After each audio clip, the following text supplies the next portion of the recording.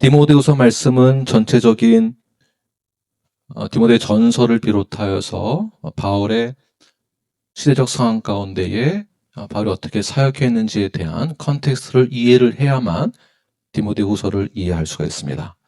디모데후서에서의 바울이 디모데에게 편지 쓸 때 그 당시는 바울이 사망 선고를 받고 감옥에서 사형을 당할 그 날을 기다리고 있었던 그 순간에 디모데에게 쓰는 편지입니다. 인간적으로는 이 편지를 쓸 때에 어떤 마음으로 쓰게 될까요? 저 같으면은 제가 와이프에게 또는 저희 부목사님들에게 편지를 쓸 때, 신목사님, 나 너무 힘들고 외로워요. 그리고 나 빨리 감옥에서 나갈 수 있도록 손 좀 써주세요. 이런 표현을 쓰지 않았을까라는 생각을 하게 됩니다. 그러나 사도 바울은 개인적인 그러한 요구사항을 전하는 것이 아니라 그가 견디며 사명을 다하여서 선포하며 그의 아들과 같은 디모데에게 유언장과 같은 편지를 남기면서 하는 말이 무엇일까요? 그것은 개인의 소망을 말하고자 하는 것이 아니라 그가 가지고 있는 소원, 그가 가지고 있는 구원의 확신, 사명, 복음의 능력을 계승하기 위하여서, 전승하기 위하여서 디모데에게 편지를 쓰는 것을 볼 수가 있습니다. 그가 가지고 있는 그 노하우는 어떻게 하면 교회가 부흥할 수 있을지, 어떻게 하면 교회가 전략적으로 성장할 수 있을지, 어떻게 하면 교회가 제도적으로 개혁을 일으킬 수 있을지에 대해서 쓴 내용이 아닙니다. 그가 남기고자 한 것은 무엇이었을까요? 이 부분에 대해서 오늘 본문 말씀을 통해 함께 은혜의 말씀을 나누기를 원합니다. 첫 번째, 바울이 디모데에게 하고자 하는 그러한 전승, 계승이 무엇일까요? 그것은 아름다운 것을 지키라고 말씀하고 있습니다. 우리 14절 말씀을 함께 큰 목소리로 읽겠습니다. 시작. 우리 안에 거하시는 성령으로 말미암아 내게 부탁한 아름다운 것을 지키라. 네, 그래서 지키라라고 할 때에는 조심스러운 그 마음으로 지켜라는 뜻이 아닙니다. 어떠한 그 원어적인 그런 단어를 사용했냐면 군인이 생명을 다해서 보초를 서듯이 지키라는 뜻입니다. 목숨을 걸고 지켜라. 목숨을 걸고 지켜라. 그럼 무엇을 목숨을 걸고 지켜야 할 사명 의식을 디모데에게 심어주려고 하는 것일까요? 무엇을? 여기 대지 1번에 나와 있잖아요. 아름다운 것을. 아름다움을 지켜라. 우리 옆 사람 보시면서 당신은 너무 아름답습니다. 말씀해 주십시오. 네. 네. 우리 모두가 다 젊음과 아름다움을 지키길 원하시죠? 생명을 다하여서, 목숨을 다하여서 나의 이 젊음과 아름다움을 지키기 위해 우리가 얼마나 돈을 많이 씁니까?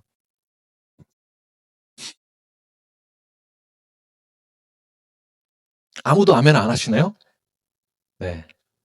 그럼 본문에서 무엇을 지키라고 하고 있습니까? 아름다움을 지키라고 하는데 그 아름다움이, 바울이 말하는 그 아름다움이 무엇일까요? 이 아름다움은 미적인 감각, 미적인 감성, 미적인 외모적인 것을 말하는 것이 아니고요.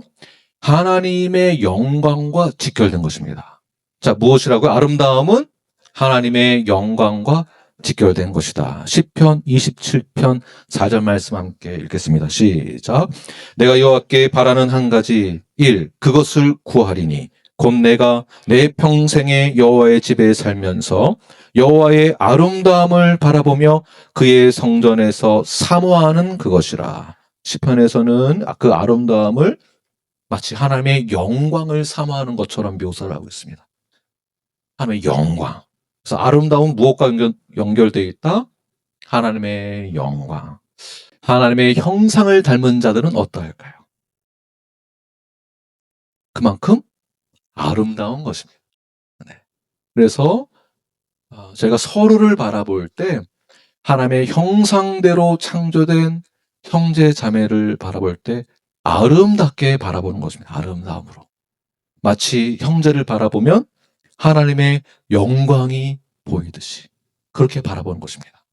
우리가 때로는 옆 사람을 보면 시기 질투에 의하여서 노려서 보는 경우들이 상당히 많이 있습니다. 오늘 다시 한번 옆 사람 보시면서 인사하실 때 당신의 아름다움은 마치 하나님의 아름다움과도 같습니다. 이렇게 한번 인사해 주시죠. 노려보지 마시고 시기 질투가 아니라 우리 형제 자매를 바라볼 때 하나님의 형상대로 그 아름다움대로 그 아름다움의 형상이 하나님의 형상이 우리에게 비춰졌고 그것은 우리의 외모적인 것만이 아니라 우리 내면의 그 어떠함 때문에 마치 하나님의 영광스러운 그 면이 보인다는 것이겠죠. 그 내면의 그 무엇. 그 내면의 그 무엇이 무엇일까요? 내면의 그 무엇. 로마서 10장 15절의 내용을 보게 되면 복음을 전하는 자의 무엇이? 발이 아름답다. 목사님, 저는 제 발이 아무리 봐도 아름답습니다. 너무 아름답습니다. 제 발 보기만 해도 너무 좋아요. 라고 생각하시는 분들 다 앉아보십시오.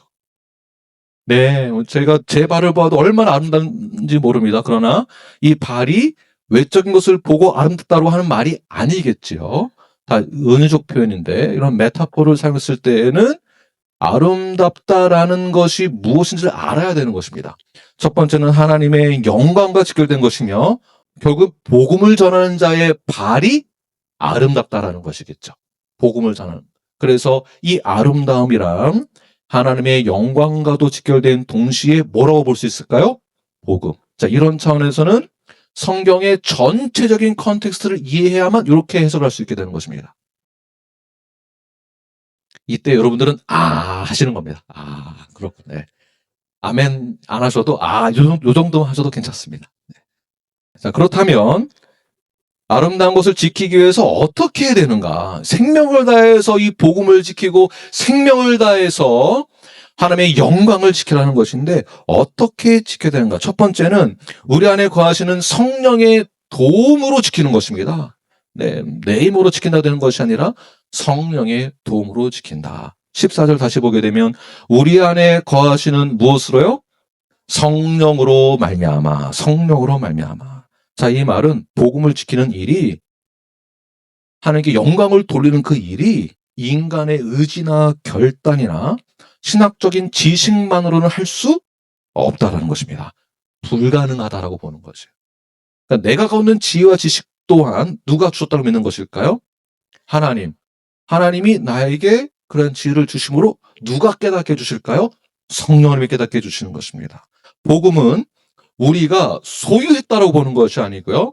성령님이 우리 안에 거하시기 때문에 보존할 수 있는 진리다라고 보는 것입니다. 그게 복음이에요. 내가 뭘 잘났고 이해력이 뛰어나고 똑똑해서 복음을 이해하고 받아들이는 것이 아니라 성령에 의해서 보존할 수 있게 되는 것이죠. 요한복음 14장 26절 시작. 보혜사 곧 아버지께서 내 이름으로 보내실 성령 그가 너에게 모든 것을 가르치고 내가 너에게 말한 모든 것을 생각나게 하리라. 누가요? 보혜사 성령님이. 보혜사 성령이. 믿으십니까?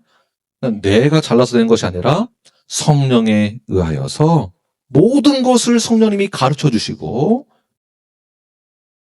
주님이 말씀하신 그 모든 것을 생각나게 하는 것.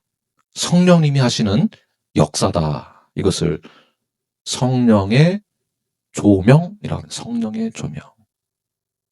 일루미네이션이라고 말을 하죠. 그래서 저희가 교회를 다닌다, 예배를 드린다, 기도를 한다, 내가 얼마나 열심히 기도를 하는지, 내가 교회를 얼마나 열심히 다니는지, 내가 얼마나 주님을 사랑하는지, 내가 나의 능력을 과시하는, 나타내려고 하는 것이 아니라 무엇이 더 강조되어야 될까요? 내 안에서 역사하시는, 내 안에서 생각나게 하시는, 내 안에서 나를 가르치시는, 나를 인도하시는. 조명이라는 것은 인도한다라는 그런 표현도 맞을 것 같아요. 빛을 비춰주시는 그 길을 향하여 우리를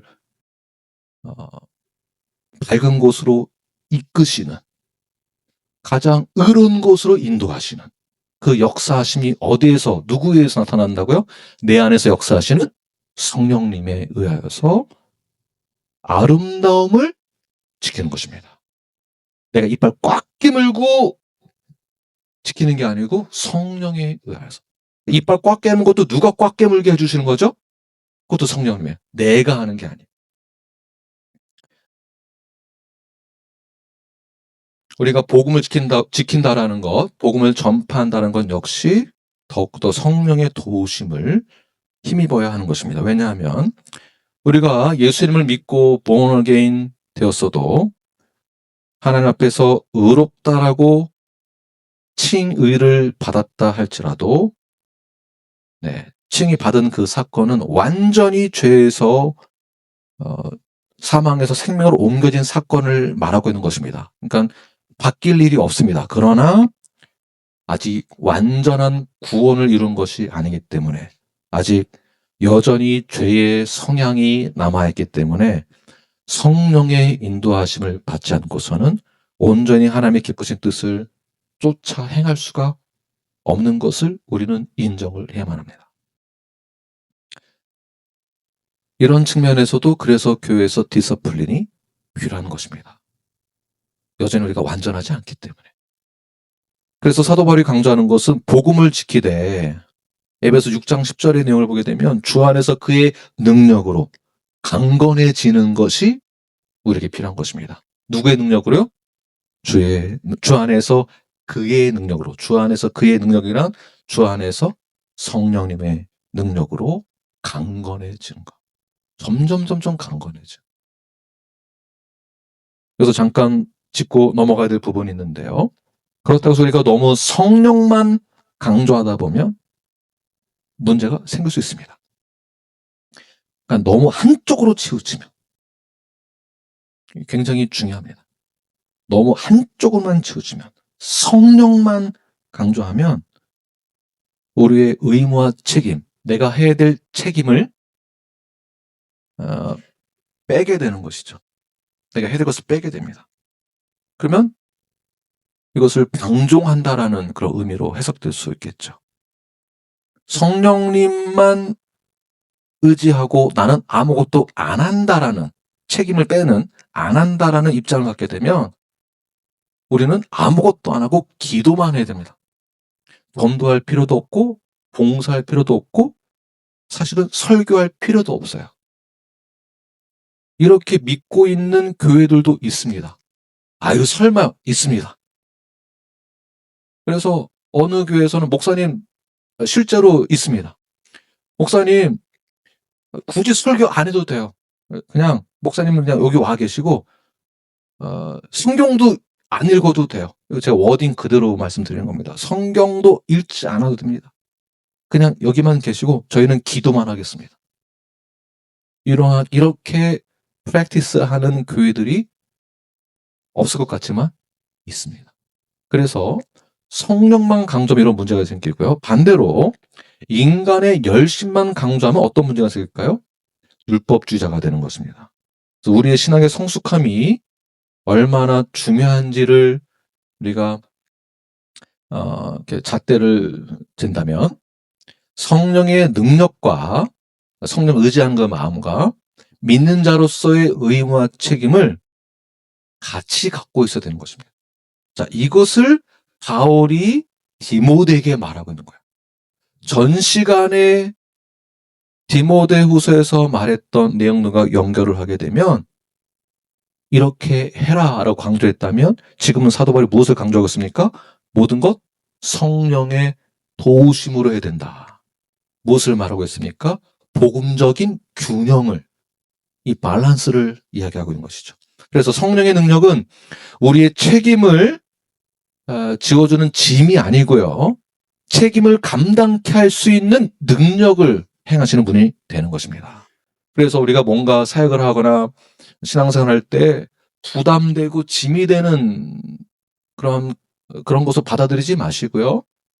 성령이 나와 함께 하심으로 내가 할 수 있다라고 믿고 부담 갖지 마시고 실행을 해야 하는 것입니다. 예를 들면 초대교회 때 정치적인 어떠한 초대교회 때 초대교회들이 정치적인 어떠한 그 힘이 없었습니다. 무슨 힘이 있었겠어요? 그 당시에 핍박을 당했지 무슨 힘이 있었겠습니까? 시스템적으로도 제도적으로도 굉장히 약했었고요. 교회가 힘이 없었습니다. 그러니까 그러한 박해 속에서도 그들은 언제든지 흔들릴 수 있는 공동체였는데, 그러나 그들이 초대교회가 무너지지 않았던 그 이유가 무엇이었을까요? 성도들은 성령을 의지하여 교회를 지켰고, 성령의 능력으로 복음을 붙들고 직접 복음을 증거하였습니다. 이것이 중요합니다. 성령을 의지하고 복음을 전하는 것. 성령을 의지함으로 내가 말씀대로 복음대로 살아내는 것. 만약 복음 중심이 아니라 이것이 사람 중심이 되어진다면, 또는 성령만 강조하고 의무와 책임에 대한 균형을 깨뜨린다면, 이 균형이 깨지는 순간 교회가 둘로 나뉘게 되는 것입니다. 누구 파? 이때 신앙이 무너지게 되죠. 자, 그런 현장이 오늘 본문에 나타나는데, 자세히 보시면 사도 바울이 감옥에 있는 그 사이에 가장 열정적으로 목회를 하고 교회를 세웠던 그 현장에서의 성도들과 그의 제자들, 정확히 여러 명, 몇 개의 교회, 몇 명의 성도는 안 나와 있지만 그 현장에서 교회가 나뉘어지는 상황이 생기는데, 주석에서는 배신이라고도, 배신 또는 배교라는 말도 쓰고 있습니다. 두 번째, 사람 중심이 아니라 복음 중심으로 우리가 이제 해야 된다는 것인데요. 15절 말씀 함께 읽겠습니다. 시작. 아시아에 있는 모든 사람이 나를 버린 이 일을 내가 아나니 그 중에는 부겔로와 허모게네도 있느니라. 자, 바울은 충격적인 소식을 디모데에게 전하게 되는데, 이러한 소식은 우리 사역자들에게나 모든 성도들에게 굉장히 가슴 아픈 일들이 되죠. 아시아에 있는 모든 사람들이 나를 버린 이 일, 모든 사람들이 바울을 버렸다라고 해서 진짜 하나같이 다 버렸다라는 것은 아니겠지만, 그만큼 많은 대부분의 믿는 자들이, 그 중에서도 오늘 대표적인 이름 두 사람이 딱 나왔는데, 대표로 이 두 사람이 부겔로와 허모게네가 바울을 떠나게 되었다 라고 말씀하고 있습니다. 소아시아 지역에서 바울이 복음을 많이 전했는데요. 성도 숫자도 많이 증가했고요. 그러나 가장 위로와 힘이 되어줄 아시아에 있는 성도들이 바울이 감옥에 갇혔고 바울이 예수님을 믿고 전파한다라는 그 이유로 사형에 처하게 될 입장에 놓이게 되었습니다. 이때 사람들이 많이 두려워서 신앙을 버리고 떠나게 되었습니다. 왜 떠났을까요? 혹시라도 나도 바울처럼 당할까봐 그런 것 아니겠습니까? 예수님, 저는 이제 이 사건을 놓고 예수님을 떠오르게 되는데요. 예수님의 12제자, 아예 한 명은 버리고 가버렸고, 나머지는 예수님 십자가에서 순환을 당하실 때에 등을 돌려 다 도망가고 숨어버렸습니다. 가장 중요한 위로가 되어야 하고 보호를 받아야 되고 지지를 받아야 될 그 순간 예수님을 버리고 도망간 제자들, 왜 그랬을까요? 예수님을 못 믿어서가 아니라 나도 두려운 거죠. 여러분, 여기 손에 뭐 박히면 얼마나 아픈지 아십니까? 저도 모르지만 손톱 사이에 가시만 들어가도 잠을 못 잘 정도로 아픈데, 그 현장에서 피 흘리고 창에 찔리고 채찍질 당하고 고통받는 그 현장 속에서 인간의 두려움은 아름다운 것을 지킬 수 없을 정도의 고난과 핍박이 있었을 때 사람들은 도망갔습니다. 제자들은 도망갔습니다. 도망간 제자들의 이름이 기록되어 있죠. 바울을 버려두고 떠난 자들 부결과 허모게네. 처음에는 바울과 함께 복음을 붙들고 저도 그 복음 사역을 하겠습니다. 생명을 다해서 그 아름다움을 지키겠습니다. 라고 고백했던 자들입니다. 그러나 그들 중에 일부가 바울을 버리고 도망갔다. 이 말은 대부분의 학자들은 이들이 복음의 길에서 이탈한 사람이다라고 해석하는 대부분의 학자들이 참 많이 있습니다. 이탈했다. 그렇다면 부결로와 호모게네는 믿는 자들이었고 구원받은 자들이었는데 하나님의 선택을 받은 자라고 볼 수 있는데 어떻게 구원에서 탈락될 수 있단 말인가? 하나님이 선택한 것이 실수였다는 것인가? 라고 보는 것이 아니라 부결로와 호모게네가 실제로 구원받은 자였는지 아니면 처음부터 참신앙이 아니었는지 오늘 본문에서는 그렇게 단정 짓고 있지는 않지만 또는 부겔로와 호모게네가 성경에 기록되지 않지만 나중에 회심하고 돌아왔는지는 모르지만 오늘 본문의 내용만을 본다면 단 한 가지 분명한 사실은 고난의 순간에 그들의 진짜 마음이 나타난다는 것입니다. 그들의 진짜 아름다움을 지키고자 하는지 하나님의 영광과 복음을 내가 받은 그 은혜와 하나님의 사랑과 하나님의 자비로우심과 하나님의 그 긍휼하심에 대한 것을 내가 목숨을 다해서 지키고자 하는지 고난을 겪어보면 당하면 그 속마음이 드러난다라는 거예요. 네, 진짜 저희들이 구원을 받은 자라면 너무 세상의 유혹에 쉽게 넘어가서는 안 되는 것입니다.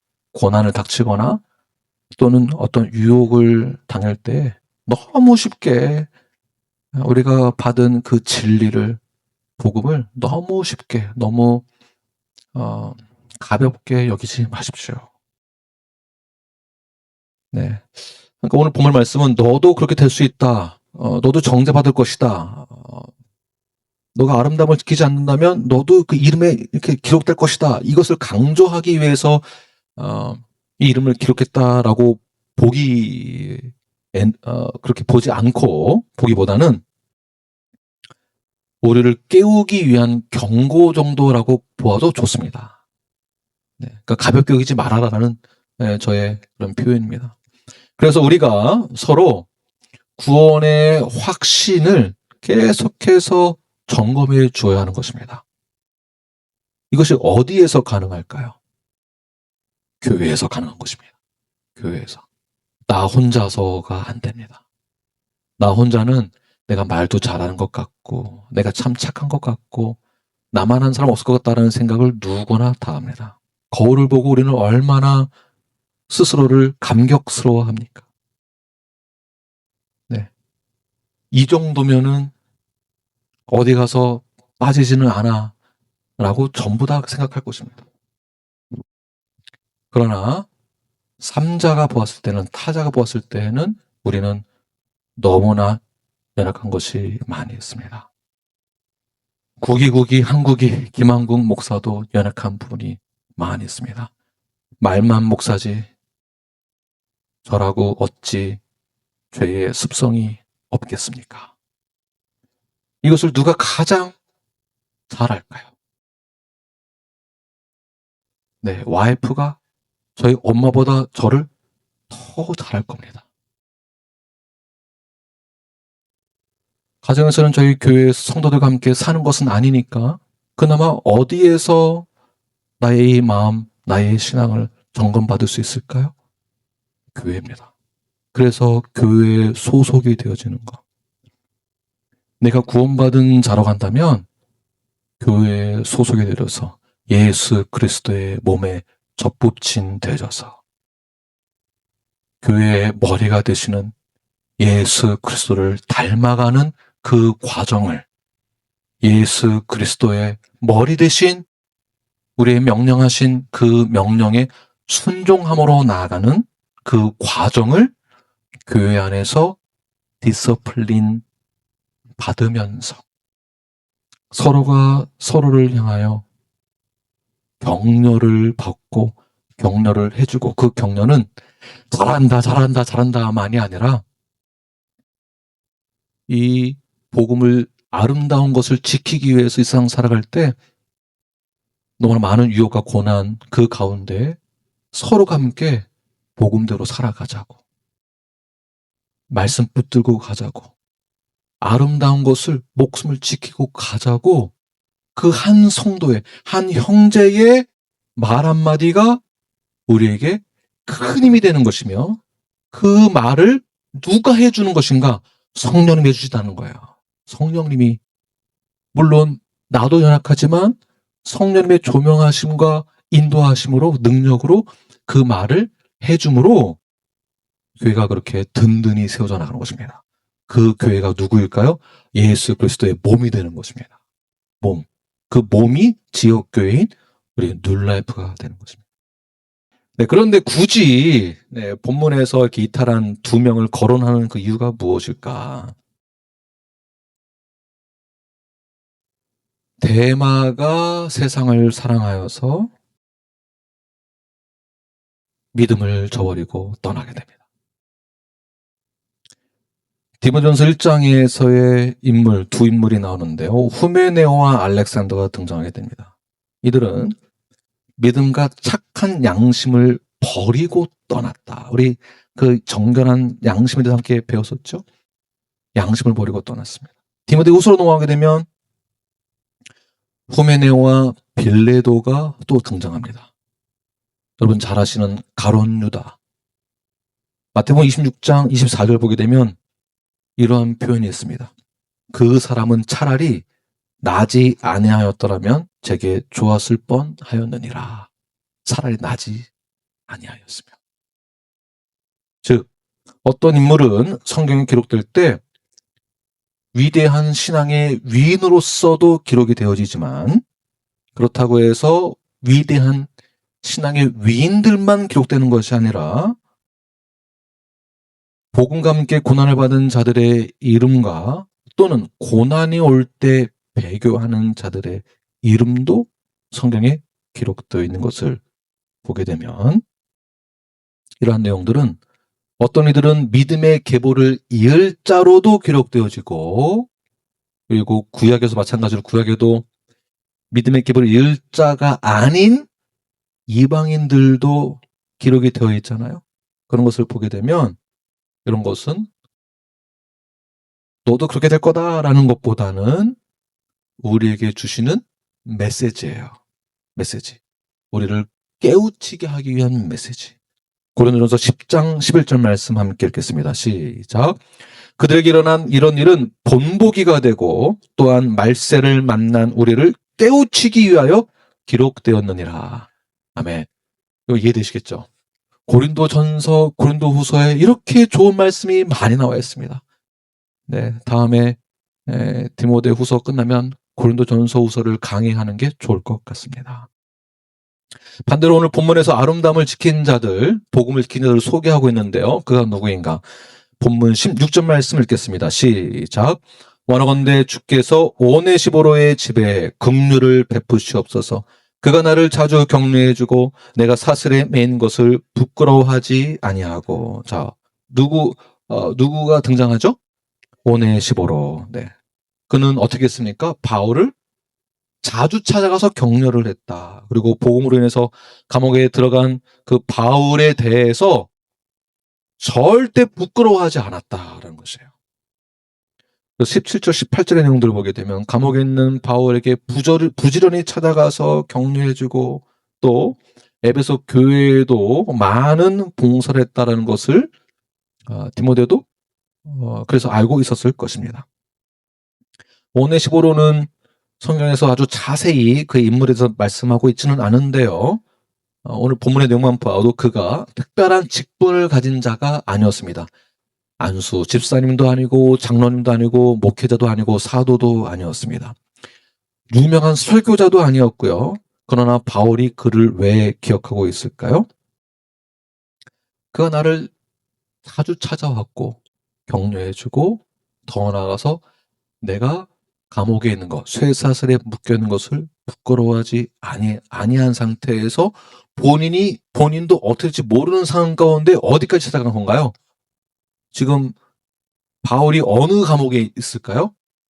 로마까지 찾아갔다는 얘기예요. 그 멀리.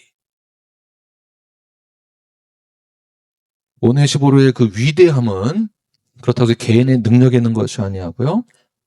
우리가 여기서 볼 수 있는 오네시보로의 위대함은 제가 보는 것은 그의 신실함이라고 볼 수 있습니다. 신실함. 가장 중요한 시기에 바울에게 필요한 그 어떠함에 대해서 오네시보로는 그를 외면하지 않은 것. 신실함이죠. 예수님의 제자들처럼 도망가지 않았습니다. 다시 말해서 그는 복음이 주는 유익보다 복음이 요구하는 대가를 먼저 생각했다라는 거예요. 복음을 전하고 복음을 계승하고 말씀을 가르치는 것에 대해서는 무엇이 따른다? 대가가 따르는 것을 알고도 내가 사도 바울처럼 그런 고난을 당할 수 있다라는 것을 알고도 로마 감옥까지 갔다라는 것. 지난주 말씀과 컨텍스트가 이어지죠. 고난을 받는 것에 대해서도. 그래서 바울은 오네시보로의 가정을, 집을 위해서도 긍휼을 베풀어 달라고 그렇게 기도하는 것을 볼 수 있습니다. 오늘 본문에 바울을 버린 자와 끝까지 바울 곁에 있는 자가 등장하게 되는데, 그렇다고 해서 오늘 본문이 구원을 잃어버릴 수 있다, 이것을 강조하고자 하는 그런 내용이 아니고요. 또는 오네시보로처럼 행위로 구원을 증명해라, 이런 것도 아니라, 이 핵심이 아닙니다. 참으로 구원받은 자라면, 진짜 거듭난 자라면, 내가 믿는 자라면, 내가 성도로 간다면, 내가 크리스찬 빌리프를 가지고 있는 자라고 한다면 끝까지 견딜 수 있다라는 것입니다. 다시 말해서 끝까지 견디는 자가 성도라는 것이에요. 이게 신학적인 그런 교리와 연결되는데, 이것이 성도의 견해입니다. 성도의 견해는 그냥 단순히 하나님이 놓지 않는다, 이렇게만 강조하면 안 되고요. 참으로 구원받은 자는 끝까지 견디는 자가 선택받은 자다, 하나님 놓지 않는다라는 표현이 있는 것입니다. 마태복음 24장 13절 말씀 읽겠습니다. 시작. 그러나 끝까지 견디는 자는 구원을 얻으리라. 견디는 게 내가 견디는 게 아니고 누가 그렇죠. 성령의 능력. 그렇다고 내가 아무것도 안 하고 있다는 얘기인가요? 아니죠. 내가 무엇을 어떻게 믿고 견디는지에 대한 내용이 있어야 되는 것입니다. 나의 믿음의 대상이 누군지를 알아야 내가 어떻게 믿는다라는 내용이 있을 거 아니에요. 그러니까 하나님, 내가 믿는다면 어떠한 하나님이시다라는 것을 내가 알고 믿고, 이것이 믿음이 신념이 되어져서 이 신념을 그대로 실천하는 것이에요. 이러한 지혜와 실천할 수 있는 능력을 누가 주시는 것일까요? 성령님. 그래서 우리가 끝까지 지킬 수 있는 것입니다. 끝까지 지키는 자가 믿음을 저버리지 않게 된다라는 것입니다. 끝까지 무조건 견딘다고 해서 구원을 받는다, 이 내용이 아니고요. 구원을 받았기 때문에 끝까지 견딜 수 있는 것입니다. 구원을 받았기 때문에. 이게 성도의 견인의 뜻입니다. 제가 지금 이제 준비하고 있는 것은 3월 달에 저희 우리 교회 이제 컨퍼런스가 있는데, 3월 달 컨퍼런스 할 때 4주 동안 우리 칼빈주의, 우리 튤립에 대해서 제가 말씀을 선포하겠습니다. 여러분 마음으로 준비해 주시고 칼빈이 원래 주장했던 그 틀립이 무엇인지를 여러분 잘 정리하는 그러한 시간이 되면 좋겠습니다. 내가 구원을 받았기 때문에 끝까지 견디는 것입니다. 아름다움을 끝까지 지키고 견디는 자, 결국 이러한 자가 구원을 받은 것이다 라고 보는 것이죠. 그래서 오네시보로의 오네시보로는 구원의 공로로 구원을 받은 것이 아니라 구원을 받았기 때문에 그 열매로 드러낸 것입니다. 그래서 신실하다고 보는 것이죠. 구원을 받은 자가, 예수님을 나의 구주로 영접한 자가 이렇게 신실해지는 것입니다. 구원받은 자가 열매로 나타나는 것인데, 구원을 받았다고 하는데 믿는다고 하는데 삶으로는 전혀 물론 성숙함의 차이가 있고 시간의 차이가 있을 수 있지만, 예를 들어서 구원을 받아놓고서는 거짓말을 너무 잘하는데 양심의 가책도 못 느끼고 있다. 구원이 뭔지를 모르고, 거듭남이 뭔지를 모르고, 회개가 뭔지를 모른다라는 것입니다. 그러니까 진짜 회개가 뭔지를 모르고 말로만 믿는다라고 하고 구원 받았다고 하는 것 아니겠는가라는 착각을 일으킬 정도의 그러한 무지함이, 그래서 무지함이란 잠언이나 시편에서는 하나님을 아는 그 지혜와 지식이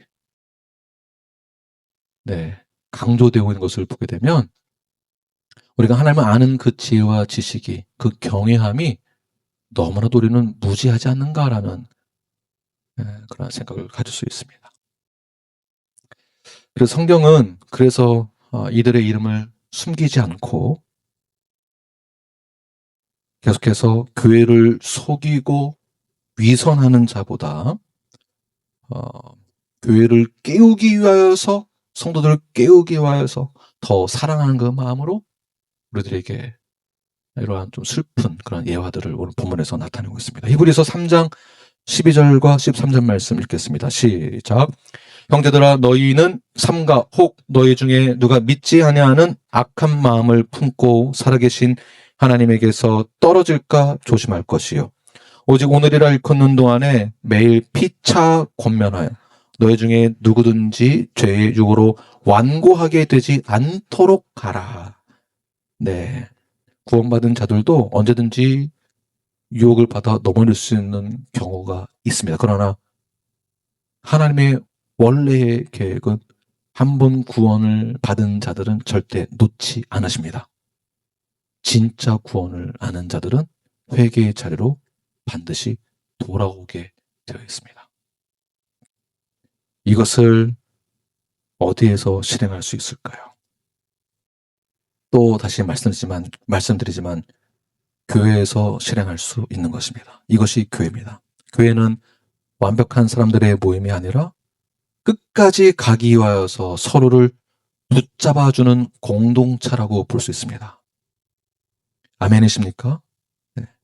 그래서 바울은 여기서 멈추지 않고 그 복음을 지키는 것으로 끝나는 것이 아니라 이 복음을 어떻게 해라라고 하는데, 두 번째, 부탁하라라고 말하고 있습니다. 다른 말로는 그 복음을, 아름다움을 지키고 그 다음에 어떻게 하라고요?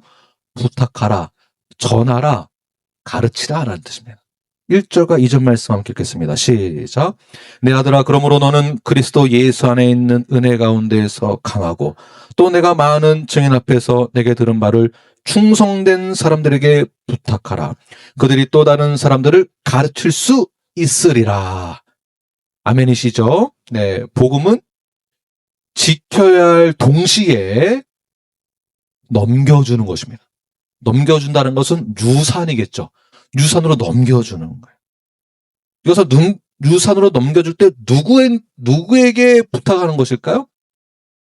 충성된 자에게. 그냥 우리가 아니고요. 충성된 자에게.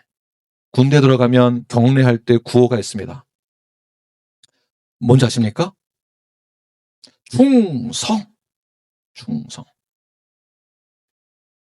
해병대는 필승. 네, 필승. 네, 반드시 이긴다. 그러나 육군은 뭐라고 하죠? 모르겠습니다. 충성. 충성. 무엇에 대한 충성일까요? 군인은요? 생명을 다하여서 국가와 나라를 위해 충성을 다해 생명을 다하여서. 그렇다면 복음을 전할 파수꾼들에게 가져야 될 자세는 무엇일까요? 충성을 다하는 것. 충성을 다하되, 첫 번째, 그러기 위해서는 그리스도 예수 안에 있는 은혜 가운데 어떻게 하라고요? 강하라. 강한다라는 것은 스스로 이렇게 힘이 세지게 해라가 아니라, 이거는 이제 능동적인 의미보다 수동적인 의미가 더 강한 뜻입니다. 다시 말해서 강하기 위해서는 능력의 공급을 계속 받아라, 이런 뜻이에요. 충성되어서 복음을 전하기 위해서는 어떻게 하라고요? 공급을 받는 강함이 있어야 된다. 능력을 공급받아라. 공급을 받아라. 복음을 맡기는 일, 복음을 전하는 일, 가르치는 그 일들은 자기 확신이 강한 사람이 하는 게 아니고요. 누가 하는 거냐면 은혜에 붙들린 자들이 하는 것입니다. 은혜에 붙들리고 계속 공급을 지속적으로 받는 자. 성령을 지속적으로 의지하는 자. 이것을 교회에서 은사자로 보는 것입니다. 은사자로. 그냥 뭘 잘하는 것만이 아니고요. 내 힘으로 잘하는 것이 아니고, 이러한 자들은 복음을 전하고 계승하고 전승할 때에 어떠한 대가가 따르기 마련입니다. 대가가, 사도 바울처럼, 디모데처럼 대가가 있습니다. 어떤 대가일까요? 축복을 많이 받는 대가가 있을까요? 네, 고난이 더 많습니다.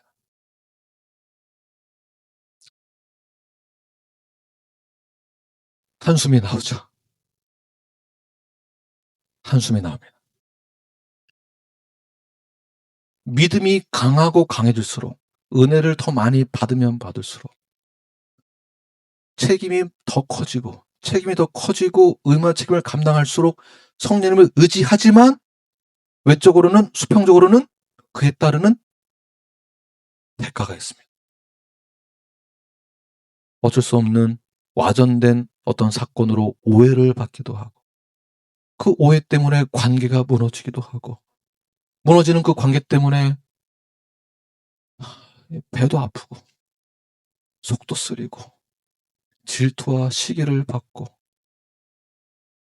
이 사명 지키겠다고, 이 신념을 지키겠다고, 이 믿음을 지키겠다고 시간이 지나면 지날수록 평안한 삶을 살아가는 것이 아니라 질타를 받는 그러한 삶을 살아가는, 그러나 이러한 마음은 사실은 목사만 갖는 것이 아니라 우리 모두가 가져야 될 그리스도 예수 안에 있는 은혜 가운데서의 강함이 있어야 되는 것입니다.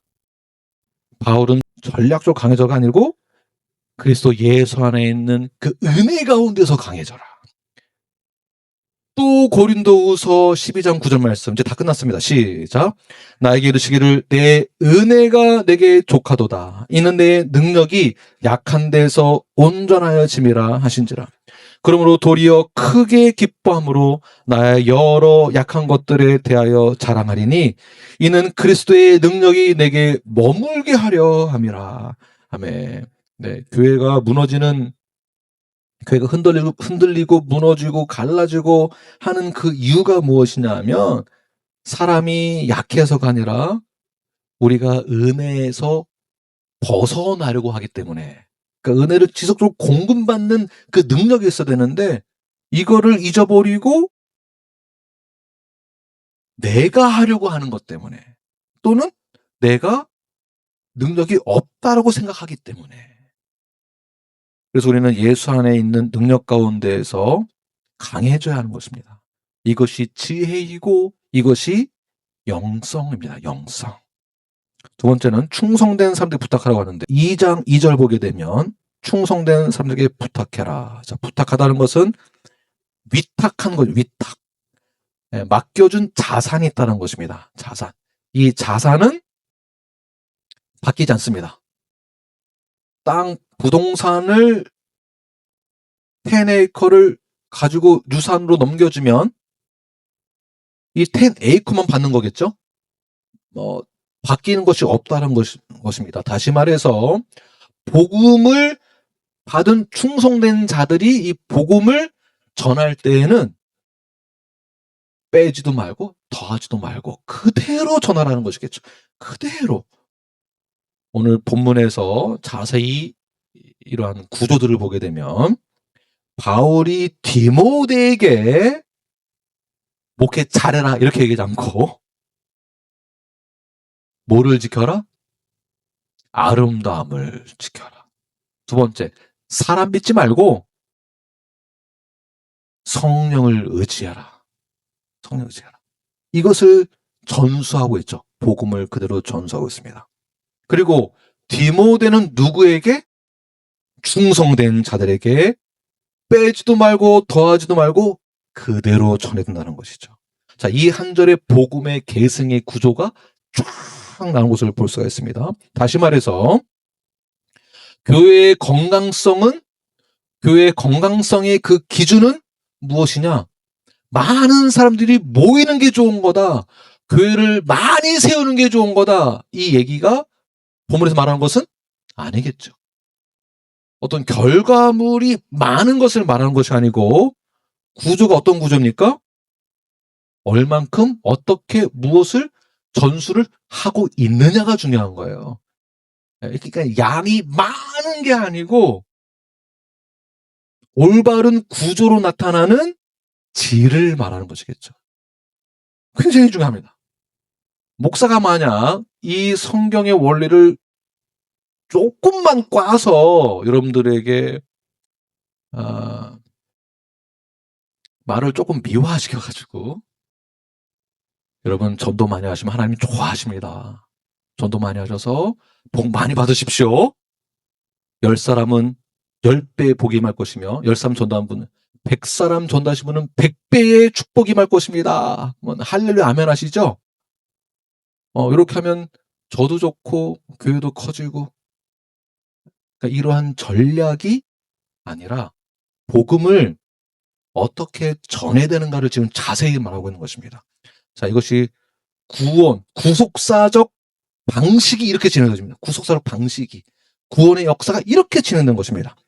아브라함에서 이삭, 이삭에서 야곱, 야곱에서 12지파, 12지파에서 저기까지 가겠죠. 복음이 그대로 전수되는 것입니다. 자, 예수님에서 누구에게로? 사도, 제자 사도. 사도들이 복음을 전해서 교회가 되었죠. 교회. 그 교회가 그 다음 제너레이션에게. 그래서 뉴라이프 교회에서 하는 사역이 복음을 받은 자들이 제자훈련과 바이블 아카데미를 통하여서 하나님이 누구신지를 깨달아 그 복음 메시지를 그대로 이해를 하고 컨택 포인트를 통해서 복음을 전할 수 있는 통로로 저희 교회가 쓰임받는 것에 대해서 제가 사명을 다하여서 신앙생활을 하는 것입니다.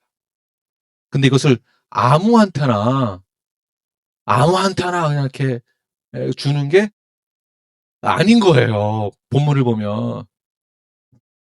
조금 돈 많은 것 같고 잘생긴 것 같고 조금 어리버리하고 내 말 잘 들을 것 같고 허수아비로 세울 만할 것 같은 사람에게 그냥 주는 게 아니고 누구에게요? 충성된 사람들에게. 충성된 사람은 능력 있고 재능 있는 것을 말하는 게 아니고요. 오늘 본문의 컨텍스트를 보게 되면 신실함이 있는가, 끝까지 견디는가, 이 충성을 말하는 것이겠죠.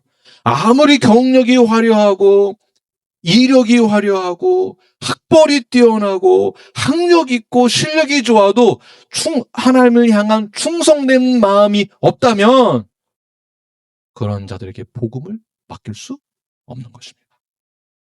그래서 또 고린도전서네 4장 2절 시작.